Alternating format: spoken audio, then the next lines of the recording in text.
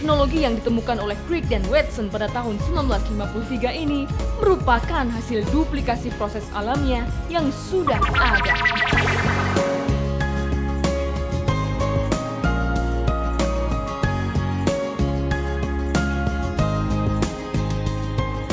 Assalamualaikum.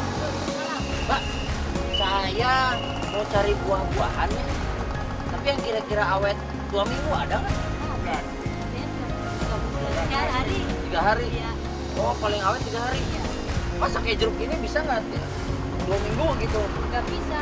Saya mau jalan-jalan, mau jalan-jalan agak jauh biar segar terus gitu. Bisa nggak ya? Kalau buah plastik katanya.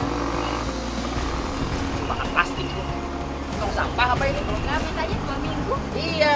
Ada. Ini kalau kayak apel gini paling lama berapa lama nih? Paling lama 3 hari. 3 hari? Iya. Jadi kalau lewat 3 hari udah nggak bisa dimakan ya? Pemirsa, kalau buah seperti ini diawetkan mungkin bisa awet. Tapi kira-kira untuk dikonsumsi halal nggak ya? Halal nggak?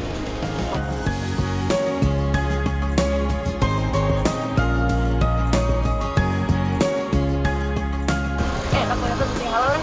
Maksudnya enak apelnya.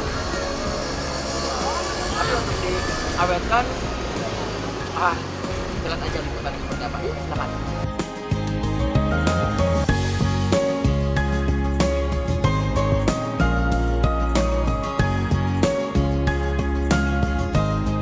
Alam menyediakan beraneka ragam bahan pangan, baik yang berupa hewani dan nabati, untuk mencukupi kebutuhan makhluk hidup.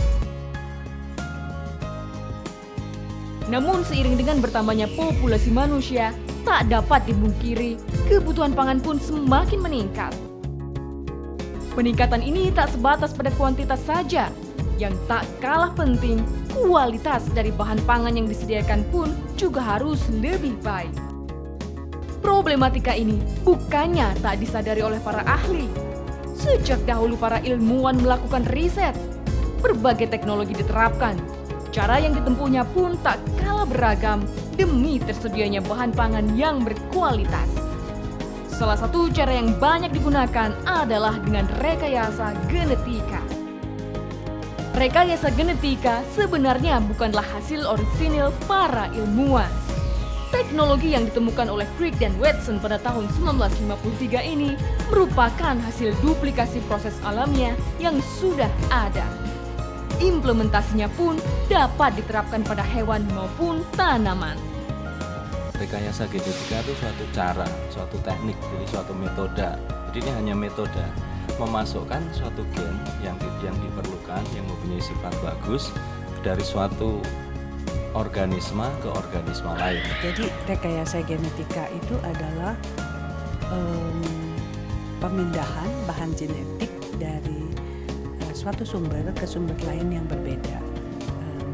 Seperti tadi sudah diberi contoh, misalnya memindahkan bahan atau materi genetik dari bakteri misalnya ke dalam tanaman kedelai atau jagung.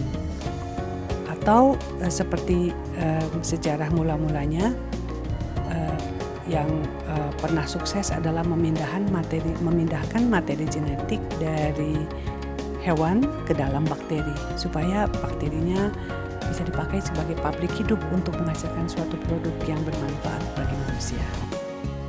Pada tahap yang paling sederhana, rekayasa genetika pada tumbuhan dapat kita temui pada perkawinan silang. Upaya ini banyak dilakukan untuk memperbaiki keturunan ataupun menghasilkan spesies baru yang jauh lebih unggul daripada kedua induknya. Hasilnya pun banyak kita konsumsi sehari-hari. Ya, siapa yang tak mengenal semangka tanpa biji atau merasakan segarnya jeruk manis yang merupakan silangan antara jeruk bali dengan jeruk keprok? Penerapannya kini semakin meluas, termasuk pada sayur mayur dan bunga-bungaan komersial. Yang disebut kawin silang dari satu tanaman dengan tanaman yang lain itu terjadi kawin silang. Jagung hibrida itu pasti kawin silang. Kemudian kemungkinan cabai yang diproduksi dengan biji itu juga silang. Kini tak hanya perkawinan silang saja yang diterapkan.